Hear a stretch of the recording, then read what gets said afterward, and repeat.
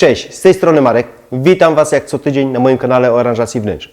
Jakiś czas temu zrobiłem odcinek o niepraktycznych rzeczach, niepraktycznych produktach, meblach, materiałach i było sporo komentarzy z hasłem: dobra, to co jest w takim razie w porządku? Jakie meble wybrać? Na co zwrócić uwagę? Dlatego chcę dzisiaj powiedzieć przede wszystkim o meblach tapicerowanych do salonów, do gabinetu. Na co powinniście popatrzeć? Jaka tkanina? Co w środku ma być? Jaki wygląd, jaki wymiar, jakie ustawienie w danym pomieszczeniu? Bo to było dla Was istotne. Będzie o tkaninach dla nas, dla tych, którzy mają zwierzęta. I a propos, jeżeli macie zwierzęta, to dajcie znać, jak sobie radzicie, jakie macie tkaniny. Ja rozumiem, że kotom to się wytłumaczy, że mają nie wchodzić na sofę, no ale może nie wszystkim. Dajcie znać. Zanim zaczniemy, proszę przyciśnij przycisk subskrypcja, dzwoneczek, bo to zawsze motywuje. Daj tą łapkę w górę. Zapraszam do siebie na Instagram i TikTok. Zaczynamy. Zaczniemy od ustawienia, albo nie, moment, bo zanim będziemy ustawiać, to jeszcze musimy wnieść te meble. I jak zwykle wymiar ma znaczenie.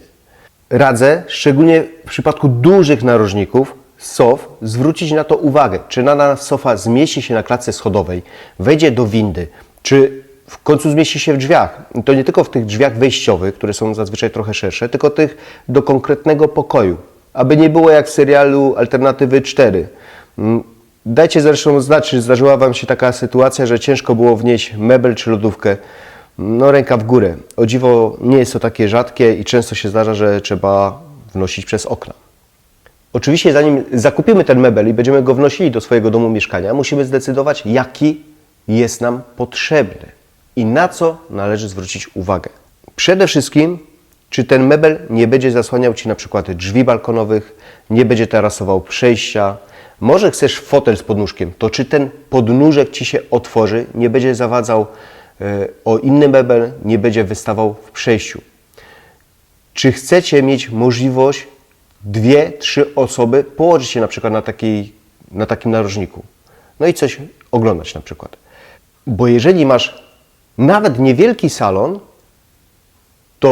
a chcesz w 2-3 osoby leżeć na narożniku i rozmawiać albo patrzeć na ten telewizor, to mimo wszystko warto postawić na większy narożnik. A to wszystko wpływa na ustawienie. Jeżeli jesteś kinomaniakiem i dużo patrzysz na ekran czy telewizor, to powinieneś tak umieścić sofę, aby ten telewizor, ekran był na wprost.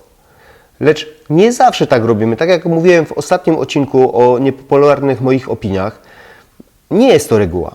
I jeżeli stawiasz na rozmowę, gry planszowe, zabawę z dzieckiem lub po prostu bardziej oryginalne ustawienie w salonie, to naprawdę warto ustawić 2 sofy naprzeciw siebie. Lub zamiast narożnika dać sofę i fotel, czy 2, w zależności od miejsca. Które te fotele będziecie mogli w ogóle poprzestawiać w zależności od potrzeby właśnie oglądania czy rozmowy. No od razu taka dygresja, duże, masywne fotele w takim przypadku się nie sprawdzą. No, opcji niestety nie ma.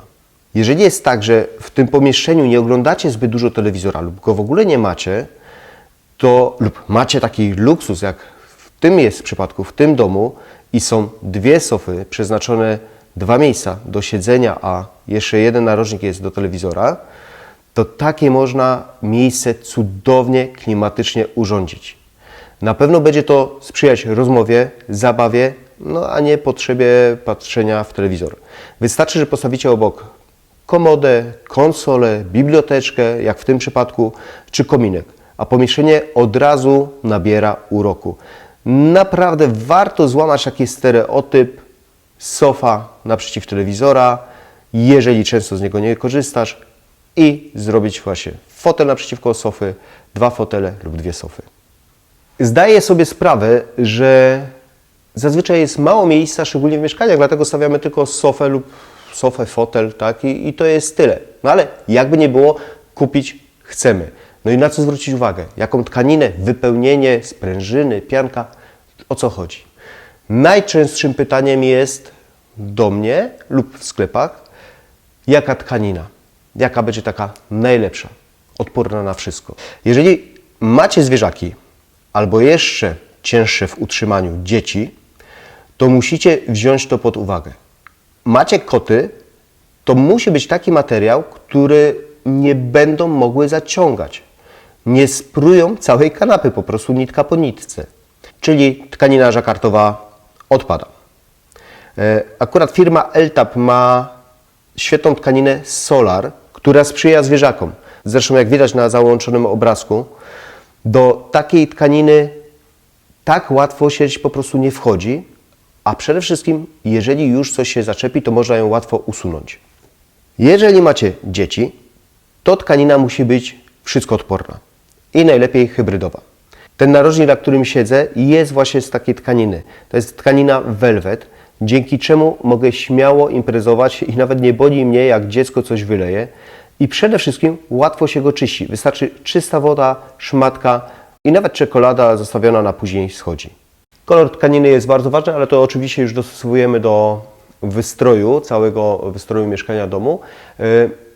Od razu tylko powiem, że nie musi być to tak, że jak macie kolor sofy, to identyczny musi być kolor fotela. Zobaczcie, jak w tym przypadku jest. Są dwa różne kolory, mimo że producent ten sam. Czy to w przypadku metamorfozy salonu, zapraszam do tego odcinka, link u góry. Tam jest sofa Megis i drugi fotel całkiem w innym kolorze.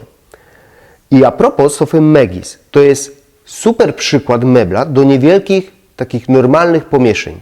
Sofa ma 250 cm szerokości, ale jest rozkładana, wygodne spanie, pojemnik na pościel i jest na nóżkach, czyli lekko wygląda. A w małych pomieszczeniach to jest ważne. No, uważam, że właśnie takich mebli powinno się szukać do niewielkich pomieszczeń. Ok, tkanina jest ważna, tylko tkaninę możemy zmienić. Nie każdy to robi, ja sobie zdaję sprawę, ale jeżeli planujesz, że dany mebel na tyle Ci się podoba i wiesz, że będziesz miał go wiele, wiele lat, to musisz zwrócić jeszcze na jedną rzecz uwagę. Ile jest drewna w drewnie? Czyli z czego jest konstrukcja mebla. Jeżeli bierzesz pod uwagę, że szybciej wymienisz sofę niż tkaninę, a jeżeli masz dobre wypełnienie, to taka sofa wytrzyma Ci naprawdę dosyć długo, wiele lat, mówię o 8, nawet i 10 latach, to czasem nudzi Ci się po prostu model tego mebla i wymienisz to. Ale jeżeli nie, no to zwróć uwagę, czy tam jest płyta, sklejka, czy faktycznie drewno w środku. Kolejny bardzo ważny aspekt, który wpływa na cenę oczywiście, ale przede wszystkim na użytkowanie. To, czy nie będą się robiły jakieś doły w miejscu, w którym najczęściej siedzisz, czy śpisz, czy będzie po prostu siedzenie i spanie wygodne. Czyli mówimy tu o wypełnieniu. Czy to są sprężyny, czy pianka, a jak pianka, to jaka pianka? To wpływa na wygodę, lecz również właśnie na to, czy to nie będzie się odkształcać w przyszłości. Spotkałem się z sofą, niedrogą, w rodzinie kupili, gdzie po chyba 2-3 lata to było, gdzie po prostu były już doły całe, tak? I była sofa do wymiany. Jakie rozwiązanie jest najlepsze i co Wy możecie zrobić? No najlepiej, jeżeli macie taką możliwość, to usiąść i sprawdzić, czy jest to wygodne. A później zapytać, co jest w środku, jaki materiał, jakie wypełnienie, bo są miększe, twardsze te pianki. To oczywiście sprzyja temu, czy to jest wygodniejsze, ale też temu, czy szybciej się wysiedzi, że tak powiem. Czyli dobrym rozwiązaniem jest, gdy są połączone dwa materiały. Na przykład pianka HR, czyli taka twarda, z falistą sprężyną, czy z pianką T30. To pozwoli na wygodę, ale i solidność tego mebla. Z zagłówkiem czy bez? Ja jestem zwolennikiem zagłówków, dlatego nie muszą być one na całej sofie. Wszystkie, tak jak u mnie wszystkie się podnoszą. Nie musi tak być. Wystarczy, że w 2-3 miejscach, ale to pozwoli osobom wyższym lub nam, nie chcę powiedzieć karakanom, bo może jakiś tam niski nie jestem, ale osobom normalnym dostosować do siebie po prostu ten mebel. Osoby wyższe po prostu wygodniej się oprą. Uważam, że to jest fajne, bo jeżeli chcę oglądać ten telewizor albo chcę się wyłożyć, to sobie podniosę ten zagłówek, ale jeżeli chcę rozmawiać ze znajomym przyjacielem, to sobie położę, oprę się i rozmawiam, tak? Tak więc uważam, ja wiem, że nie do każdego stylu to może pasować, ale jest to dobre rozwiązanie. Kolejne udogodnienie, które ostatnimi laty weszło do nas, to są meble z elektrycznymi funkcjami. Czy warto? No, ja wiem, słuchajcie, mam fotel z podnóżkiem, ale czy dla mnie jest problem pociągnąć sobie za linkę i otworzyć cały fotel? No nie, nie jest to problem. Nie mówię nie, no bo jest to jakieś tam rozwiązanie, tylko pamiętajcie, że przy takim rozwiązaniu musicie podciągnąć też prąd do tego. To tak a propos, żebyście się nie zdziwili, że kupiliście taki mebel i trzeba przedłużacz ciągnąć. Tego nie robić. Zanim pokażę Wam taki mały test, jaką ja mam właśnie tutaj tkaninę i dlaczego ją wybrałem, to obiecałem, że powiem, jakich mebli bym sobie nie wybrał. Tak krótko, to niepraktycznych. A dla mnie niepraktyczne meble to przede wszystkim z takim głębokim siedziskiem, że ja nie wiem, czy ja mam leżeć, bo jak się oprę, to leżę bardziej na tym, czy mam siedzieć, czy nogi będą dyndały. Ja wiem, że ludzie są wyżsi niż ja, to nie jest jakiś wielki problem i wtedy warto, żeby dana osoba usiadła. Słuchajcie, my to siedzisko powinno się kończyć pod kolanami. Wtedy będzie wygodnie. Zwróćcie uwagę, ja wiem, że coraz więcej osób kupuje przez internet.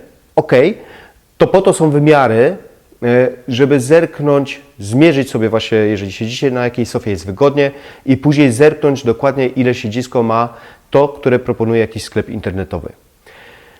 Kolejna sprawa, i tak jak wspomniałem, na pewno wybrałbym zagłówkiem, bo dla mnie to jest fajne. Nie wybrałbym mebli z ekoskóry. Nie wybrałbym, ponieważ technologia idzie do przodu, a to się jakoś ustecznia. Dajcie znać, co na ten temat myślicie, ale ja mam doświadczenie, praktykę, że takie meble po 2-3 latach to obicie zaczyna pękać. Druga sprawa, osobiście po prostu źle mi się na tym siedzi, nie mówiąc już o spaniu. Fatalnie. Kolejna rzecz, na co należy zwrócić uwagę, co jest dla mnie niepraktyczne, ale nie musi być akurat to dla Ciebie niepraktyczne, bo jeżeli nie masz za dużo miejsca, a chcesz, żeby na tej sofie więcej osób siedziało, to może nie potrzebujesz podłokietników.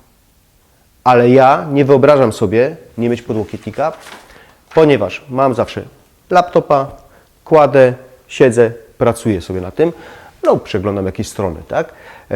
I dla mnie to jest wygodne.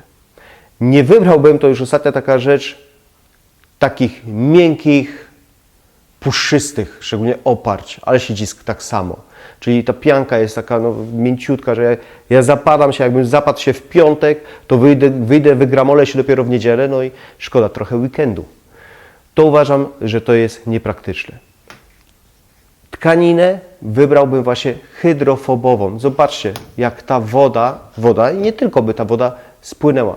Dzięki takiej tkaninie mogę imprezować, nie mam takich morderczych odruchów, gdy ktoś mi coś wyleje.